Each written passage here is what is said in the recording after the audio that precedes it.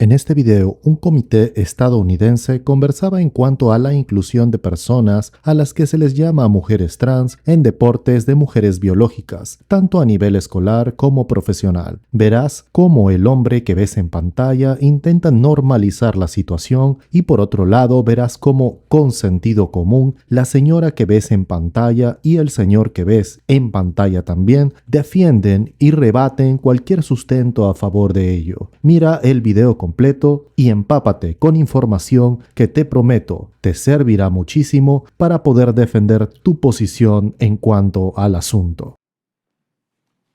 Let me try again. The gentleman from South Carolina is recognized. Thank you, Mr. Chairman.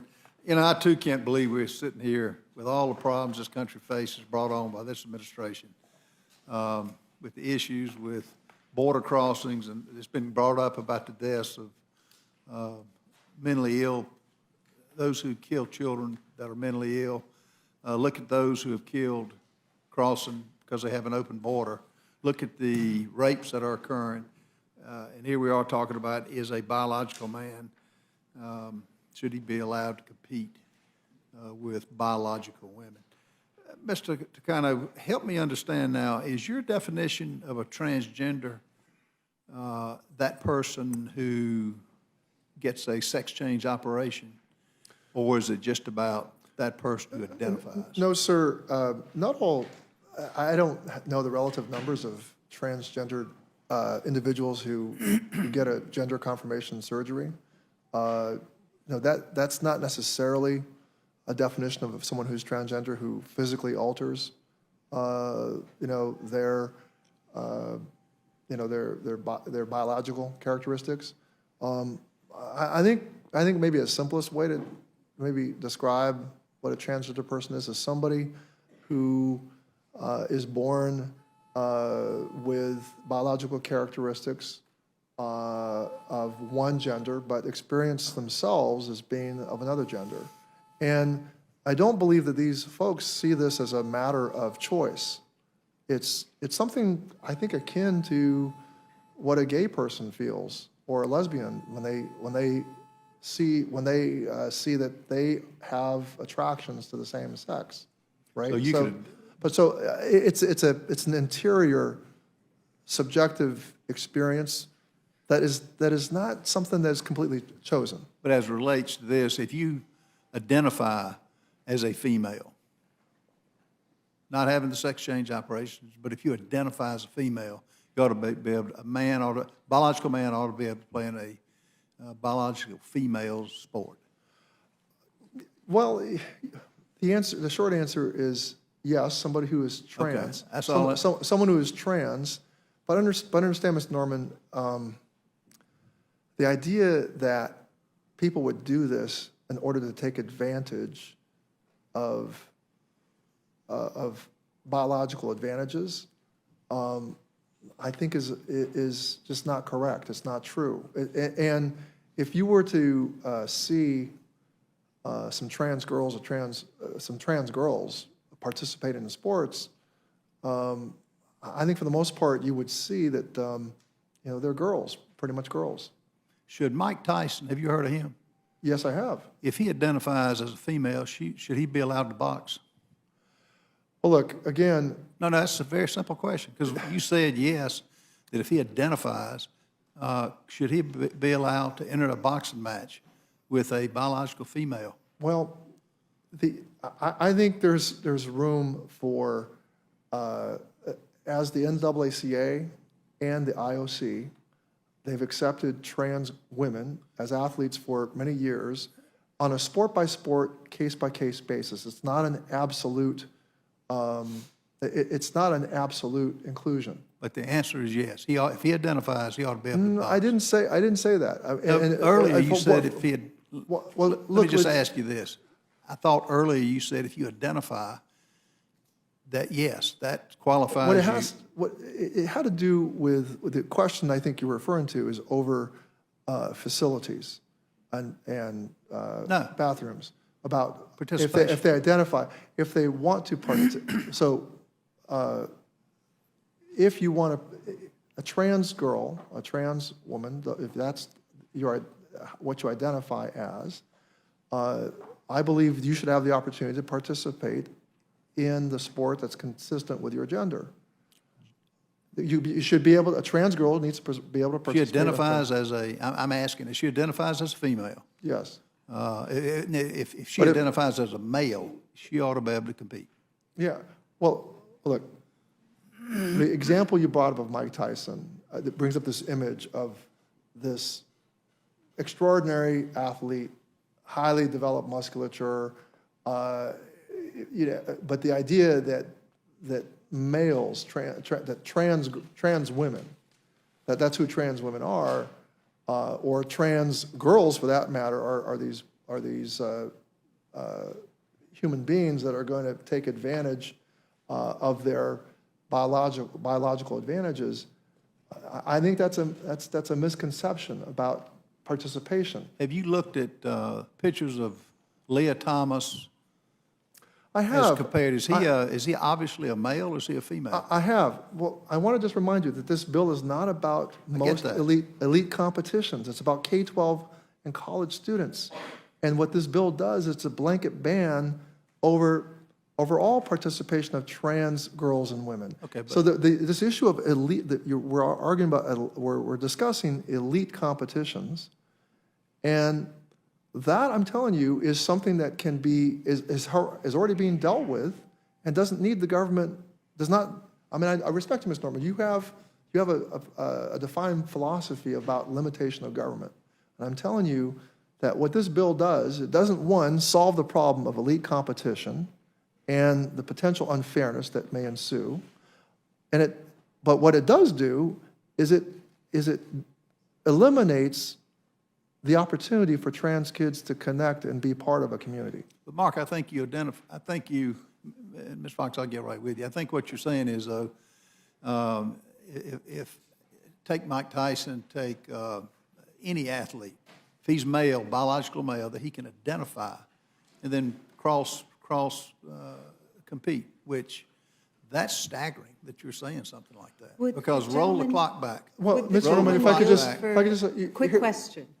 Okay, go ahead. Would the gentleman yield for, are we talking about Mike Tyson, whether or not he identifies as a female, continuing to compete as a heavyweight? Because this is one of, there's a classification there, so he would be competing as a heavyweight boxer.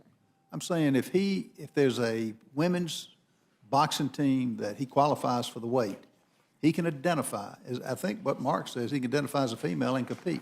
But what is staggering is roll the clock back to a Mike Tyson when he was 12 years old. The stature hadn't changed. He was a biological man. But I think what Mr.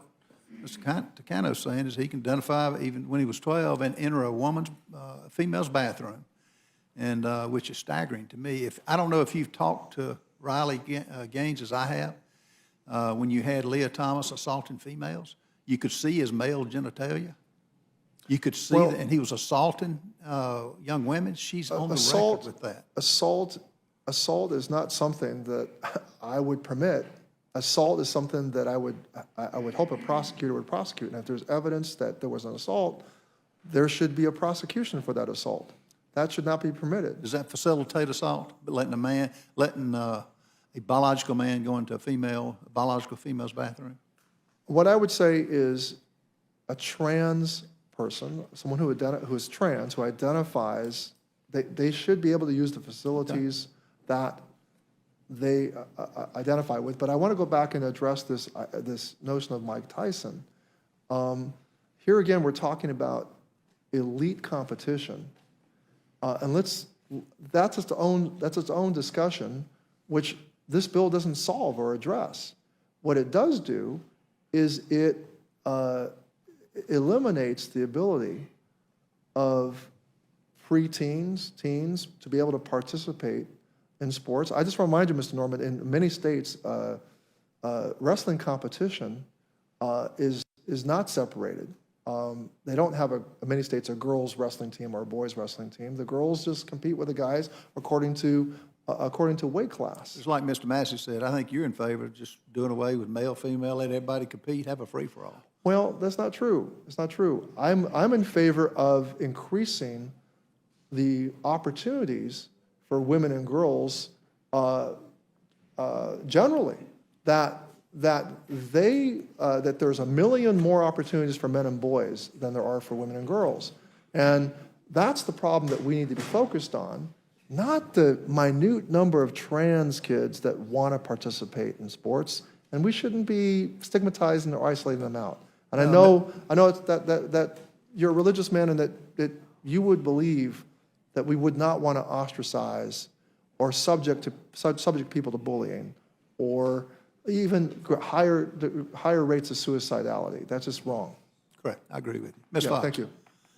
Well, I would just say that I've not heard the number that there are a million more opportunities for men than women or girls in sports. I don't understand why, for the past 4 years with the Democrats in the majority, they didn't do something about this. If this was such a big concern, or is such a big concern, they had an opportunity to do something about this.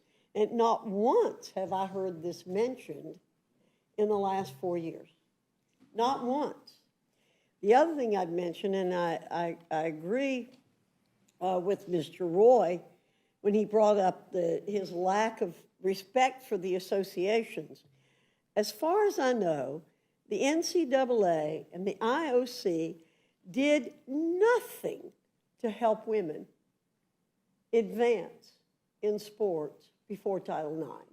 Not one thing did they ever do to lift a finger to help women and girls advance in sports.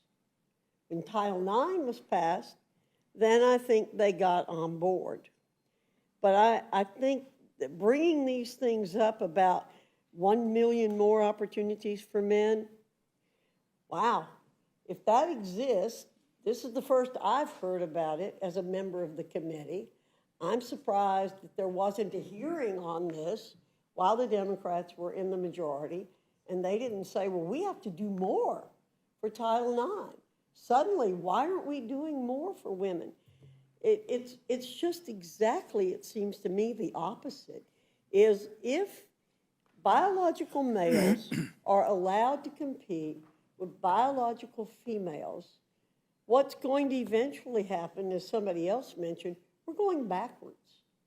We're going to erase women in sports because biological males will take advantage of this opportunity, I believe. I'm glad you mentioned that. It happened with Riley Gaines. Exactly, it did. She won the race. It happened. And I don't know, evidently he identified as a female, and he won the race. You look at him, he's a biological male.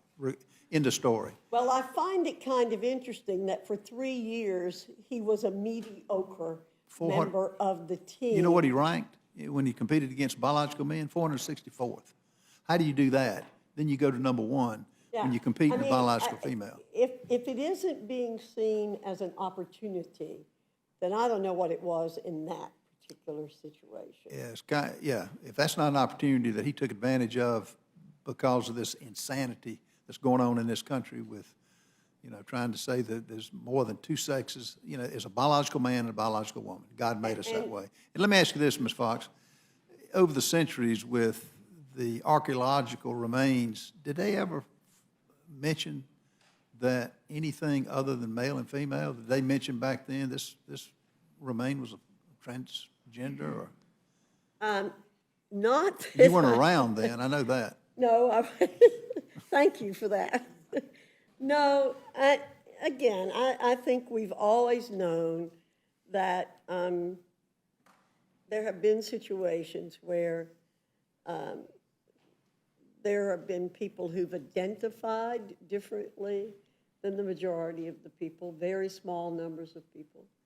But I don't know of anything that has been done that would unearth more than the two sexes. Two sexes. And if I believe that the article that if you're interested in learning more about this, I think, and I think Mr. Massey talked about the genetics, the gametes, right? Gametes don't change. Yeah, you're either XX or XY. Representative Norman, would you yield? Oh, yes, ma'am. So there was actually a fascinating article that I read of a rabbi who went through the Old Testament and I identified the many different ways in which people were referred to, which included binary and many other things. I will find it and send it to you Sure. if you'd like. I'd like to see that. Yeah, I will That was a send it. legitimate question. I don't want to belabor, we've exhausted this topic.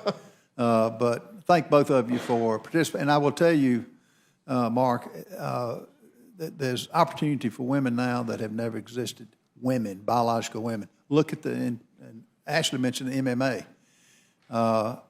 MMA women are attracting a lot of followers. Attention, yeah. But now you put the Mike Tyson types into MMA, which he could easily go to. How fair would that be if you had a family member who did just what you said you agreed with, identify and go thrown in with that? I think that's unfair. Well, It's Mr. not Norman- safe and it's not unfair. Mr. Norman, if I could just respond Sure. to that scenario.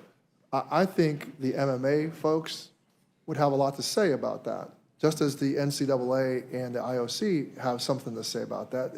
Their stance is not an absolute inclusion, right? They have a concern about fairness of competition. And so that's a legitimate discussion. It's a legitimate debate to have. But what I'm telling you is that this bill is not about addressing that unfairness that you're pointing to.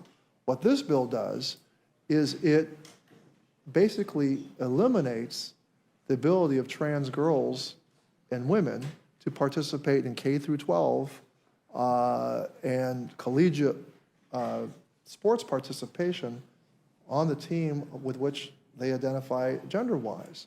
And, I'm convinced if you and I explored this a lot longer, we would come to an understanding about this. And look, I think there's, what you cite is at the elite competition level, the professional level, let's allow those associations to figure that out. Ms. Fox? I just want to say again what the bill says. It shall be a violation of subsection A for a recipient of federal financial assistance who operates, sponsors, or facilitates athletic programs or activities to permit a person whose sex is male to participate in an athletic program or activity that is designated for women or girls. For the purpose of this subsection, sex shall be recognized based solely on a person's reproductive biology and genetics at birth. One cannot change one's biological sex. It is not possible.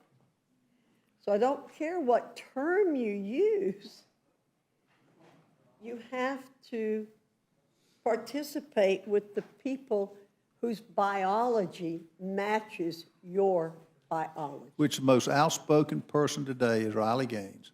When she went into that dressing room and witnessed Leah Thomas, or whatever his name was when he was a male, supposedly, he had genitalia, and he was definitely a male.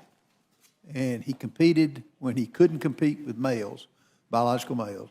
And to go from 464th to 1 is unfair. It's unfair to Riley Gaines and others. It sets a tone that I think it does get to the bathroom issue. It does get to safety. It does get to protection, which children deserve that. Los gametos son las células sexuales especializadas, es decir, los óvulos y los espermatozoides en humanos. Estas células se producen a través de un proceso llamado gametogénesis, que implica la división celular especializada llamada meiosis. Durante la meiosis, las células germinales, que eventualmente se convierten en gametos, experimentan una división celular reducida que da como resultado células hijas con la mitad del número de cromosomas que las células normales del cuerpo. Una vez que se han producido debido los gametos generalmente no pueden cambiar sus características genéticas básicas. Por ejemplo, un espermatozoide humano típico contiene la mitad del material genético del padre y se forma a través del proceso de espermatogénesis en los testículos. Del mismo modo, un óvulo humano contiene la mitad del material genético de la madre y se produce a través del proceso de ovogénesis en los ovarios. En casos excepcionales, repito, excepcionales, pueden ocurrir mutaciones genéticas aleatorias en los gametos debido a factores ambientales o errores durante la replicación del ADN. Estas mutaciones pueden resultar en cambios en el material genético transmitido a la descendencia. Además, la fecundación puede alterar ligeramente el ADN del gameto masculino, ya que el espermatozoide aporta cierta información genética al óvulo, aunque esto no cambia el hecho de que los gametos se forman a través de la meiosis y mantienen su carácter haploide y específico en términos de combinación genética. Un hombre biológico no puede producir óvulos. Los óvulos se producen en los ovarios, que son órganos reproductores femeninos. Los hombres tienen testículos que producen espermatozoides, pero no óvulos. La producción de óvulos está determinada por la biología reproductiva femenina, mientras que la producción de espermatozoides está determinada por la biología reproductiva masculina. Por otro lado, biológicamente hablando, una mujer no puede producir espermatozoides. Los espermatozoides son producidos en los testículos, que son órganos exclusivos del sistema reproductivo masculino. Las mujeres tienen ovarios que producen óvulos, pero no espermatozoides. La producción de espermatozoides está determinada por la biología reproductiva masculina, mientras que la producción de óvulos está determinada por la biología reproductiva femenina. Por otro lado, el hombre promedio tiende a tener una mayor masa muscular y fuerza física que la mujer promedio debido a diferencias biológicas. En eventos deportivos o competiciones donde se mide la fuerza pura, como el levantamiento de pesas o levantamiento de objetos pesados, entre otros, es probable que el hombre más fuerte del mundo, por ejemplo, supere con suma facilidad a la mujer más fuerte del mundo en términos de rendimiento. Esto se debe a las diferencias biológicas mencionadas anteriormente y al hecho de que los hombres tienden a tener una mayor cantidad de masa muscular y densidad ósea en promedio. En muchos deportes, dadas estas diferencias, existen divisiones separadas para hombres y mujeres, lo que permite una competencia más equitativa al tomar en cuenta las diferencias biológicas y maximizar las oportunidades de participación y éxito para ambos sexos, y eso debería permanecer. Debido a las diferencias en la composición corporal y la distribución de fibras musculares, los hombres pueden tener una ventaja en deportes que implican velocidad y potencia, como el sprint, el salto largo o el lanzamiento de disco. En general, los hombres suelen tener un mayor volumen de oxígeno máximo en comparación con las mujeres, lo que puede proporcionar ventajas en deportes de resistencia aeróbica como el ciclismo, la carrera de larga distancia o el triatlón. En promedio, los hombres tienden a ser más altos y tener una mayor envergadura que las mujeres, lo que puede ser una ventaja en deportes como el baloncesto, el voleibol o la natación, donde la altura puede influir en el rendimiento. Por otro lado, si bien esta área que voy a mencionar es un poco más subjetiva y depende en gran medida del individuo, algunos estudios sugieren que los hombres pueden tener una mayor tolerancia al dolor y fatiga en comparación con las mujeres, lo que podría ser beneficioso en ciertos deportes de resistencia o de contacto. ¿Y tú qué opinas? Déjamelo saber en los comentarios. Si este tipo de contenido te gusta, suscríbete a nuestro canal. Asimismo, no olvides compartir el video y darle like. Gracias, hasta luego.